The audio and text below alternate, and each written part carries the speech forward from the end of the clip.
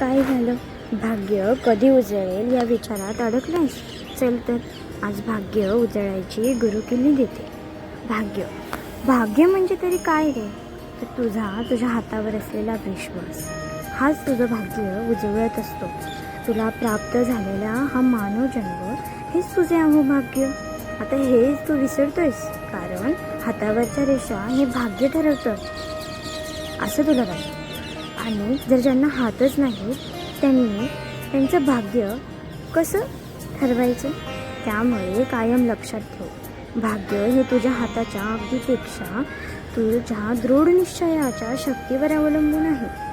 कारण सगळ्या गोष्टीची सुरुवात अधिक तुझ्या मानसिक विचार साधनेतूनच होते. तुझे मन हा तुझ्या शरीराचा आत्मा आहे. तू त्याला जितकं कणखर बनवशील तितकंच अधिक तुझं भाग्य उजळत जाईल बघ. आता तू म्हणशील, माझं नशीबच खराब आहे. स्वामी, मी कधीच कुणाचं नशीब खराब करत नसतो.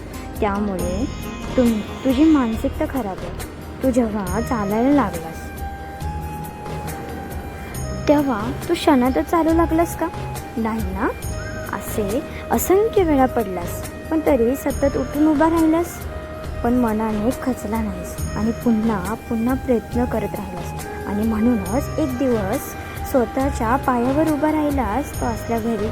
आता विचार कर, आता पुन्हा एकदा गोष्ट साकारायला घाबरतोस.